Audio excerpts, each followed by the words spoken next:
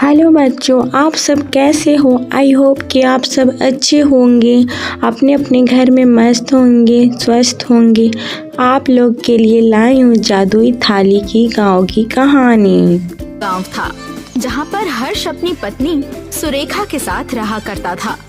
हर्ष गांव में बर्तन बेचने का काम किया करता था। हर दिन वो एक गांव से दूसरे गांव में बर्तन बेचने जाता था।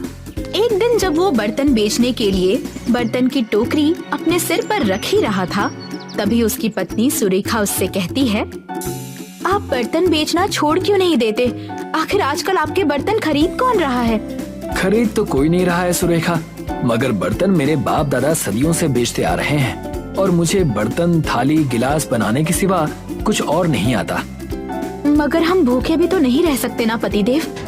आज मुझे जाने दो, अगर आज कमाई नहीं हुई तो मैं सारे बर्तन पानी में फेंक दूंगा और कहीं और काम कर लूंगा। जब वे बात कर ही रहे थे, तभी एक आदमी उनके घर के बाहर आकर हर्ष को आवाज लगाता है, हर्ष भैया, ओ हर्ष भैया। हर्ष बाहर जाता है। अरे क्या हो गया, ऐसे चिल्ला क्यों रहे हो? प्रधान जी ने हम सारे गांव वालों को इकट्ठा होने के लिए कहा है। क्यों, कोई आफत आ पड़ी है क्या? भाई वो तो वहाँ जाकर ही पता चलेगा ना। जाओ जल्दी, गांव के बड़े पेड़ के नीचे सारे गांव वालों की बैठक लगी है। ठीक है, अभी जाता हूँ। हर्ष घर में जाता है। उसकी पत्नी उससे पूछती है, क्या हुआ? क्या कह रहा था वो आदमी? चलो, आज बर्तन नहीं बेच पाऊंगा। प्रधान जी ने जल्दी से जल्दी एक बैठक में बुलाया है, हमें वहाँ जाना होगा। हर्ष सुरेखा को लेकर प्रधान जी की बैठक में जाता है और देखता है कि प्रधान के साथ साथ गांव की जमींदारनी भी खड़ी है। ये जमींदारनी यहाँ क्या कर रही है? पहले तो इसे गांव के मसलों में कभी नहीं देखा मैंने। जाने दो, देखते हैं आखिर प्रधान ने हमें यहाँ क्यों बुलाया है। गांव वालों, गांव में एक बड़ी आफत आ पड़ी है। सरकार हमारे गांव की सारी जमीन एक विदेशी कंपनी को बेच रही है। क्या?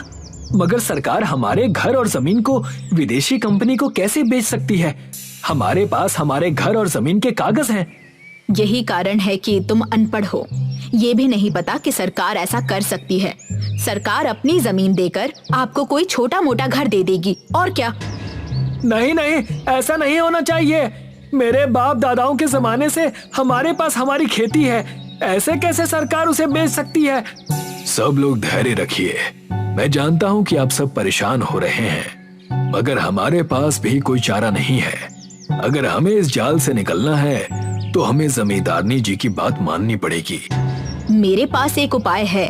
आप सब अपनी जमीन और खेतों को मेरे नाम कर दीजिए, जिससे पूरा गांव मेरे नाम हो जाएगा।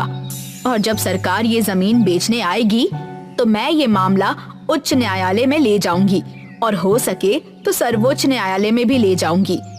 मगर मैं आपके घरों को किसी विदेशी कंपनी को छूने भी नहीं दूंगी, ये मेरा आश्वासन है। मगर क्या ये करना सही है? क्या पता जमींदारनी हमारे घर वापस ही ना दे। ठीक है, मत दो और मुझे जाने दो। तुम्हारी बाप दादाओं की जमीन सरकार को चली जाए। गांव वालों, हमारे पास और कोई चारा नहीं है। हमें जैसा जमींदारनी कहती है वैसा ही करना होगा।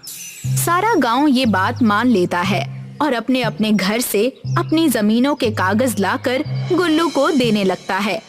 गुल्लू सारे जमीन के कागज लेकर जमींदारनी को दे देता है और कहता है, जमींदारनी जी, क्या खेल खेला है आपने? एक ही बार में सारे गांव वालों की जमीन हड़प ली।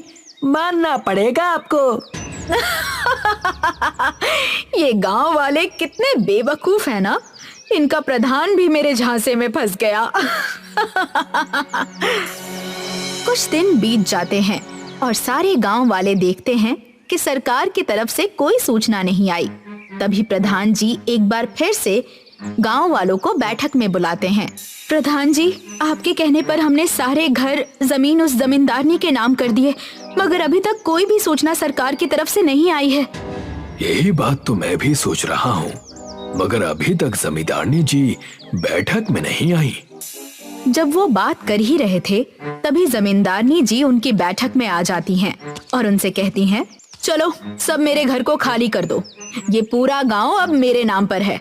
अगर खाली नहीं किया तो पुलिस को बुला लूंगी। सारे कागज मेरे